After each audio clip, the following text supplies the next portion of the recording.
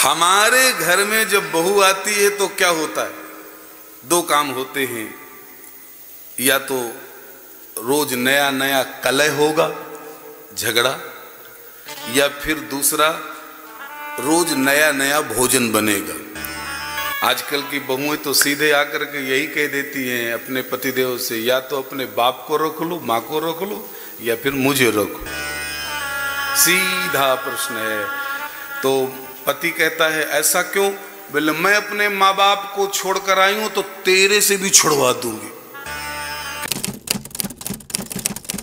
रामचरितमानस के अयोध्या कांड का ये पहला दोहा है, जिस दोहे में श्री गुरु चरणों की चरण की धूलि की बहुत महिमा कही। ऐसी महिमा गाई गोस्वामी जी ने कि गुरु चरणों की धूलि भव रोग की औषधि है। अब बोलो, एक बार फिर से कहूं क्या? श्री गुरु चरणों की जो धूलि है वो भव रोग की औषधि है। आपके जीवन में कोई सामर्थ्य गुरु मिल गया हो तो आप उसके चरणों की बंधो, और यो धूल जब हमारे नैनों में लगती है, नेत्रों में लगती है, मन की सफाई, हमारे अंदर की जो मन की सफाई है ना, वो गुरु चरणों की रज अपने आप कर देती है। मैंने अपने जीवन में एक बार, नाम नहीं लेना चाहिए, और उसको मैंने अपने माथे में लगाया था। नाम नहीं लूंगा उस संत का। बंधु, आपसे भी प्रार्थना करूंगा, कोई अच्छा संत मिल जाए तो उसके चरणों की धूल, तलवे की धूल अपने माथे पे लग जाए साहब। तो यहां लिखा है, निज मनु मुकुर सुधा। मन की सफाई का सबसे अच्छा साधन है चरणों की धूल।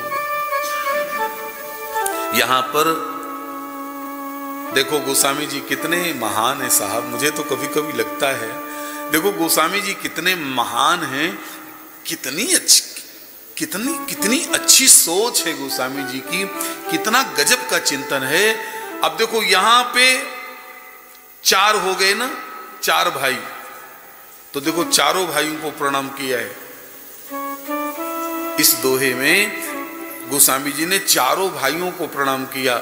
नीचे वाला बोलोगे ना, बरनौ रघुबर, रघुबर हैं।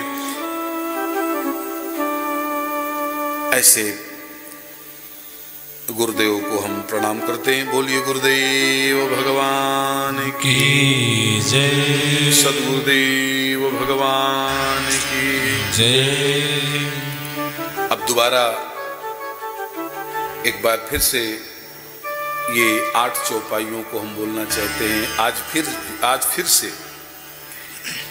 जो हमारी सुख समृद्धि को बढ़ाती हैं, ये 8 चौपाइयाँ पति पत्नी के जीवन में हमेशा प्रेम बना रहेगा, आनंद बना रहेगा। पति पत्नी के जीवन में हमेशा अनूठा स्नेह बना रहेगा, जो इन चौपाइयों को बोलते रहेंगे। बंधु, जहां सीताराम भगवान होंगे वहां आनंद ही आनंद होगा, इसमें कोई संदेह नहीं है। जहां सीताराम भगवान होंगे वहां, इसीलिए भजन बना है, श्री सीताराम जी प्यारी रजधानी लागे, रजधानी लागे, मोहे मीठो मीठो सरजू जी को पानी लागे। ओ सीता राम जी की प्यारी रजधानी लागे हो, रजधानी लागे, मोहे मीठो मीठो सरयू जी को पानी लागे। माला डाल करके जप कर रहे हैं मामा जी जिनको कहते हैं। हमने इनको ऐसे ही सहज में पूछ लिया कि बाथरूम में नहा लेते हो कि नहाने जाते हो, तो कहते हैं नहीं गुरुजी मैं रोज गंगा जी नहाने जाता हूँ। तो मैंने कहा गंगा जी? बोले नहीं नहीं जमुना जी। तो मैंने कहा ये बिल्कुल सत्य है। मैंने कहा जमुना जी? अरे बोले नहीं वो याद नहीं आ रहा है, ये कुछ नहाता हूं, रोज नहाता हूं। इसी तरह खुल्लन भैया ये हमारे पंडित जी जो सोचिए कितने महान हैं। मैंने कहा याद कर लो, मैं बैठा हूं। जब याद हो जाए तो बोले, थोड़ी देर में सोचने के बाद कहते हैं हाँ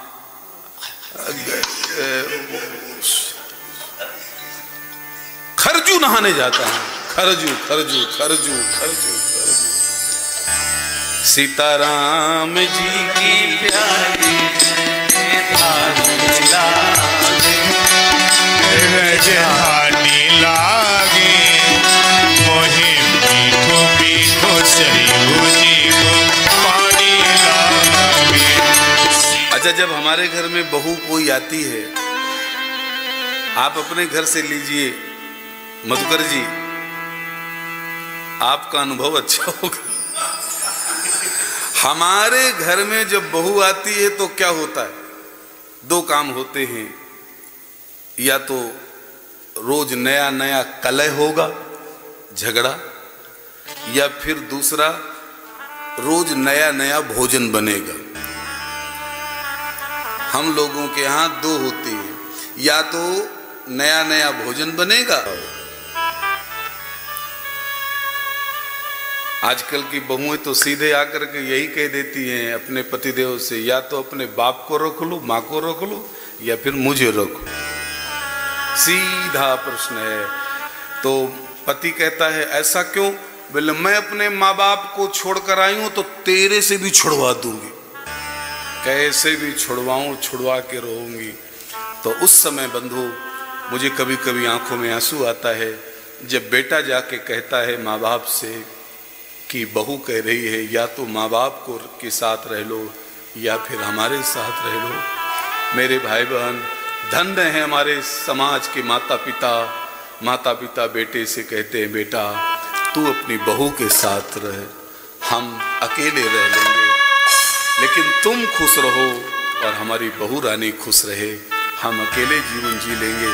और संसार के कितने ऐसे माता पिता अकेले जीवन जी रहे हैं,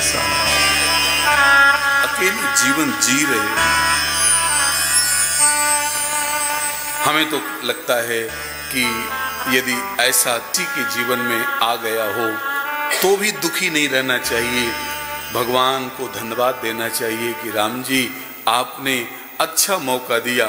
बहू के साथ रहना होता तो फिर और आसक्ति बढ़ती, फिर बहू के बेटे होते तो उनमें आसक्ति बढ़ती।